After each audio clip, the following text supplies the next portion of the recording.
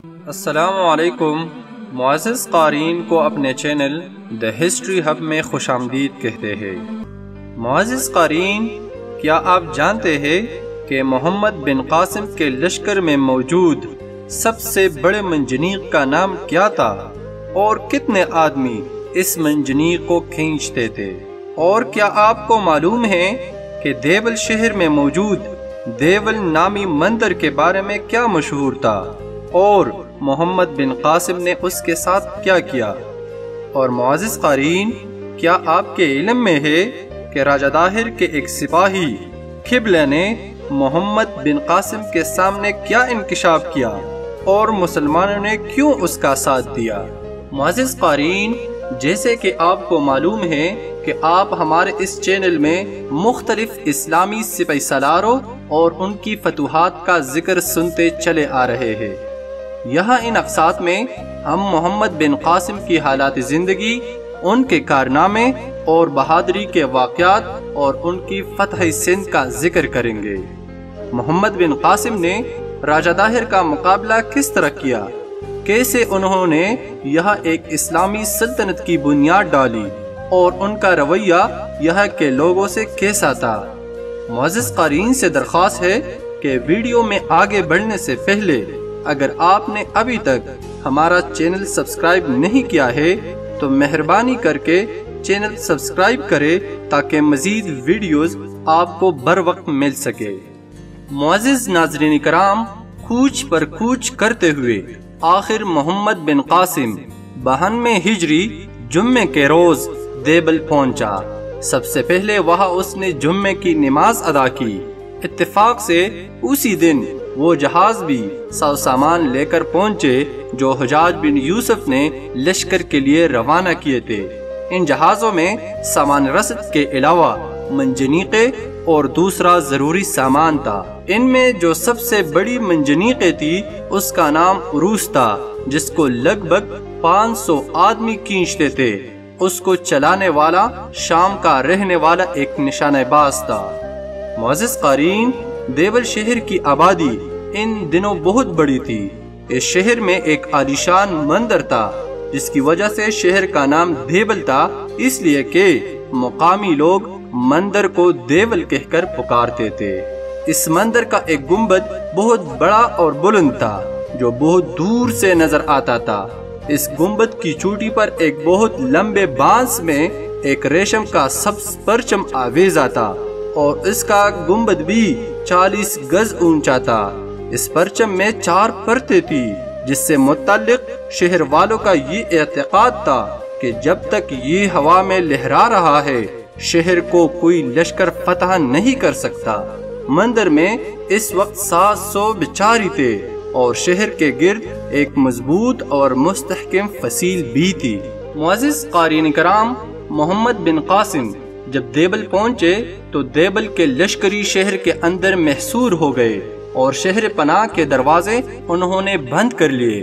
محمد بن قاسم نے یہ دیکھ کر کہ دیبل کا لشکر شہر پناہ کے دروازے بند کر کے محصور ہو گیا ہے تو اس نے اپنے لشکریوں کو حکم دیا کہ جہاں بجا مورچے قائم کیے جائے۔ ساتھ ہی اس نے سنگباری کے لیے منجنیقیں نصب کرنے کا بھی حکم دیا۔ اس کے بعد اس نے لشکر کے سامنے خندقیں کھودی تاکہ اچانک دشمن حملہ آور نہ ہو سکے۔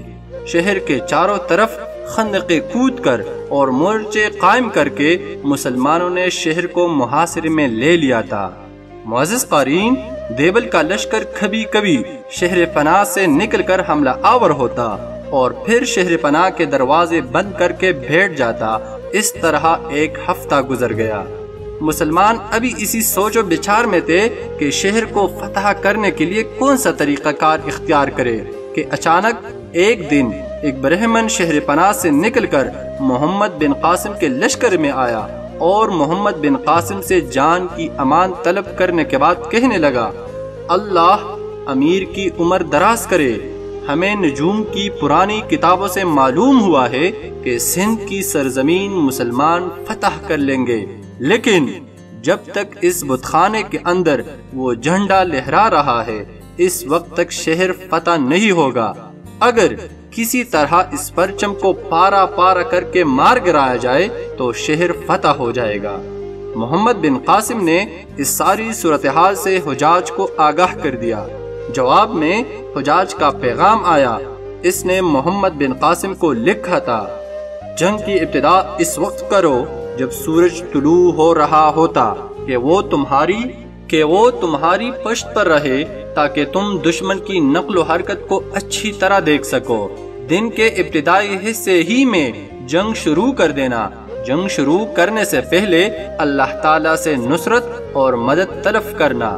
اس کے علاوہ اگر دشمن کا کوئی شخص تم سے رحم اور پناہ کا طالب ہو تو اسے پناہ دینا، معاف کر دینا۔ معزز قارئین، ساتھ ہی حجاج نے یہ بھی ہدایت کی کہ تمہارے پاس جو عروس نام کی سب سے بڑی منجنیق ہے اسے شہر کے مشرق کی طرف نصب کرنا تاکہ سورج تمہاری پشت کی طرف رہے، اور پھر اس کا ایک پایا نیچا رکھ کر سنگباری اس طرح کرنا کہ مندر کا جھنڈا اور گنبد گر جائے، پھر تمہاری فتح یقینی ہوگی۔ محمد بن قاسم نے حجاج بن یوسف کی اس ہدایت کے مطابق اس وقت اپنے حملوں کی ابتدا کی جب آفتاب طلوع ہو رہا تھا۔ منجنیق پہ نصب کر کے حکم دیا کہ سنگ باری شروع کی جائے۔ سنگ باری ہوتے ہی مندر کا گنبد ٹوٹ کر گرا اور اس کے اوپر جو جھنڈا تھا گنبد کے ٹوٹتے ہی وہ بھی نیچے آ رہا۔ اس طرح دیبل شہر کے اندر ایک ہلچل مچ گئی تھی۔ معزز ناظرین کرام، اس کے ساتھ ہی شہر کے اندر جو لشکر تھا وہ باری باری نکل کر مسلمانوں پر حملہ آور ہونے لگا۔ مسلمان بھی یہی چاہتے تھے کہ دشمن شہر سے باہر نکل کر روبرو مقابلہ کرے۔ جیسے ہی دیبل کا لشکر مسلمانوں پر حملہ آور ہوا، مسلمانوں نے جوابی کارروائی کرتے ہوئے ہر طرف سے شدید حملے کرتے ہوئے دشمن کے لشکر کی کافی تعداد کو کاٹ دیا۔ اس طرح دیبل کا لشکر شکست کھا کر بھاگا اور شہر میں گھسنے لگا۔ اسی وقت مسلمانوں نے شہر پناہ کی فصیل پر چڑھنا شروع کر دیا۔ پہلا شخص جو شہر پناہ کی فصیل پر چڑھا وہ کوفہ شہر کا ایک مجاہد ابن خزیمہ تھا۔ اس کے بعد عجل بن عبد الملک بن قیس شہر کی فصیل پر چڑھنے میں کامیاب ہوا جو بصرہ شہر کے نواح کا تھا۔ معزز قارئین، دیبل والوں نے جب دیکھا کہ مسلمان شہر کی فصیل پر چڑھ گئے ہیں تو انہوں نے فوراً شہر پناہ کے دروازے کھول دیے اور امن کے طالب ہوئے۔ اس کے بعد محمد بن قاسم شہر میں داخل ہوا اور شہر کے اندر جو لشکر تھا اس کے ساتھ گمسان کا رن پڑا، ان کا خوب قتل عام کیا۔ اس طرح دیبل کو محمد بن قاسم نے فتح کر لیا۔ شہر کے فتح ہوتے ہی راجہ داہر کی طرف سے جو دیبل کا حاکم تھا وہ بھاگ گیا۔ یوں دیبل شہر پر مسلمانوں کا قبضہ ہو گیا۔ معزز ناظرین کرام، دیبل شہر کے قید خانے میں مسلمان قیدیوں میں سے بھی کچھ تھے۔ اس طرح ان قیدیوں کی وہاں موجودگی سے راجہ داہر کے فریب اور دھوکے کا پتہ چلتا ہے۔ اس نے جواب دیا تھا کہ یہ کام بحری قزاقوں کا ہے اور میرا اس سے کوئی تعلق نہیں۔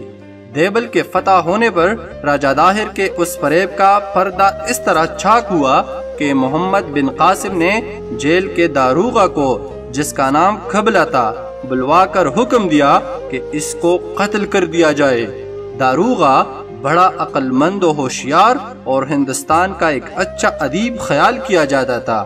اس نے محمد بن قاسم کو مخاطب کر کے کہا، قبل اس کے کہ آپ مجھے سزا دے، آپ مسلمان قیدیوں کو جیل خانے سے بلا کر پوچھے کہ میرا سلوک ان کے ساتھ کیسا رہا اور میں نے ان کے آرام اور سزا کو ہلکا کرنے میں کس قدر کوشش کی۔ جب تک آپ کو یہ معلوم نہ ہو اس وقت تک مجھے قتل کرنا مناسب نہیں ہے۔ محمد بن قاسم نے اس کی اس بات کو قبول کر لیا۔ جیل خانے سے مسلمانوں کو رہا کرایا گیا اور ان سے داروغہ سے متعلق پوچھا گیا۔ سب قیدیوں نے یک زبان ہو کر کہا، ہم اس داروغہ کے شکر گزار ہیں، اس نے ہماری تسلی اور تشفی میں کوئی کسر اٹھا نہ رکھی۔ اس کا برتاؤ ہمارے ساتھ نہایت شریفانہ تھا اور یہ ہمیں یقین دلاتا تھا کہ گھبراؤ نہیں، وہ وقت قریب ہے جب اسلامی لشکر یہاں آئے گا اور تم اس مصیبت سے نجات حاصل کر لو گے۔ معزز ناظرین کرام، محمد بن قاسم کو جب یہ حالات معلوم ہوئے تو وہ داروغہ سے بڑا خوش ہوا، اس کے سامنے اسلام پیش کیا، اس نے اسلام قبول کر لیا۔ دیبل کو فتح کرنے کے بعد محمد بن قاسم نے اپنی طرف سے وہاں اپنے ایک سالار حمید بن وجیہ کو حاکم مقرر کیا، اور دیبل کا داروغہ جس نے اسلام قبول کر لیا تھا اسے دیبل میں اپنے اس والی کا مشیر مقرر کر دیا تھا۔ معزز ناظرین کرام، فتح کے بعد محمد بن قاسم کے ہاتھ بے اندازہ مال غنیمت لگا۔ اس مال غنیمت کا 5واں حصہ محمد بن قاسم نے حجاج بن یوسف کی طرف روانہ کر دیا، باقی مال لشکریوں میں تقسیم کر دیا۔ دیبل کے فتح ہونے کی خبر راجہ داہر کو پہنچ چکی تھی، اسے یہ بھی معلوم ہو چکا تھا کہ دیبل کا حاکم فرار ہو کر نیرون یعنی حیدرآباد پہنچ چکا ہے۔ اس موقع پر راجہ داہر نے ایک خط محمد بن قاسم کے نام لکھا۔ اپنے خط میں اس نے محمد بن قاسم کو ڈرانے دمکانے کی کوشش کی اور اسے یہ بھی بتایا کہ ابھی اس کا پالا میرے بیٹے سے نہیں پڑا جس نے ماضی میں بڑے بڑے راجاؤں کو اپنے سامنے زیر کر دیا ہے۔ محمد بن قاسم کو دھمکی دی کہ وہ دیبل کو فتح کر کے اترائے نہیں بلکہ اسے اب ایسے لشکروں کا سامنا کرنا پڑے گا جو اسے بھاگ جانے پر مجبور کر دیں گے۔ محمد بن قاسم نے بھی اس خط کا جواب بہت سختی سے دیا اور راجہ داہر کی دھمکی کی کوئی پرواہ نہ کی۔ دیبل میں سب سے پہلے اس نے ایک شاندار مسجد تعمیر کرائی، یہ سندھ میں پہلی مسجد تھی۔ اس کے بعد محمد بن قاسم نے دیبل شہر سے نکل کر نیرون یعنی حیدرآباد کا رخ کیا تھا۔ محمد بن قاسم جب اپنے لشکر کے ساتھ نیرون پہنچا تو اس وقت نیرون کا حاکم راجہ داہر سے ملنے کے لیے گیا ہوا تھا۔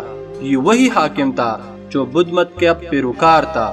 اس سے پہلے اس نے حجاج بن یوسف کو خط لکھ کر اپنی اطاعت اور فرمانبرداری کا اظہار کرتے ہوئے امان طلب کر لی تھی۔ معزز ناظرین کرام، اس کے بعد سہون کے راجہ نے جو راجہ داہر کا بھتیجا تھا موج کے حاکم کو اس کا خط کا کوئی جواب نہ دیا، جس پر محمد بن قاسم نے موج کے لوگوں سے کوئی تعرض نہ کیا، لہٰذا موج میں چند دن کے قیام کے بعد اس نے پیش قدمی شروع کی۔ اب اس نے سہون شہر کا رخ کیا تھا۔ سہون اس وقت بھی اس علاقے کا مشہور شہر تھا۔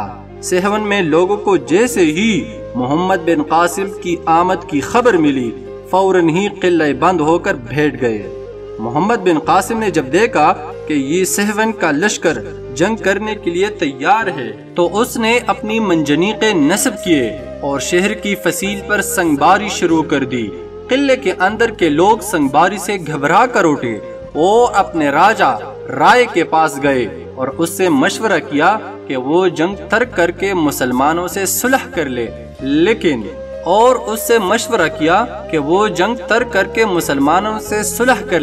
لیکن وہ نہ مانا۔ معزز قارئین، آخر شہریوں نے محمد بن قاسم کو کہلا بھیجا کہ ہم لوگ غریب کسان، بیوپاری اور کاریگر ہیں، ہمیں لڑائی سے کوئی غرض و غایت نہیں، ہم لوگ حاکم شہر ہے، رائے سے متنفر ہے، اس کے علاوہ آپ یقین کیجئے بجے رائے کے پاس اتنا لشکر نہیں کہ وہ آپ کا مقابلہ کر سکے۔ معزز ناظرین کرام، محمد بن قاسم کو جب یہ اطلاع ملی تو اس نے اپنے حملوں میں اور تیزی پیدا کر دی۔ محمد بن قاسم لگاتار 1 ہفتے تک مسلسل آمد شب روز حملے کرتا رہا، یہاں تک کہ سہون کے لشکر کی حالت ابتر ہو گئی اور وہ جنگ سے جی چھڑانے لگے۔ راجہ بجے رائے نے جب اندازہ لگایا کہ اب اس کی شکست یقینی ہے تو وہ رات کی تاریکی میں قلعے کے شمالی دروازے سے نکل کر بھاگ گیا۔ اس کے بھاگنے کے بعد سہون کی شہریوں نے مسلمانوں کی اطاعت قبول کر لی اور سہون شہر مسلمانوں کے حوالے کر دیا۔ محمد بن قاسم نے کچھ دن سہون میں قیام کر کے اپنے لشکر کو آرام کرنے کا موقع فراہم کیا، ساتھ ہی ساتھ وہاں کے نظم و نسق کو درست کیا۔ اس طرح دیبل اور نیرون کے بعد سہون جیسا بڑا شہر بھی مسلمانوں کے ہاتھوں فتح ہو گیا تھا۔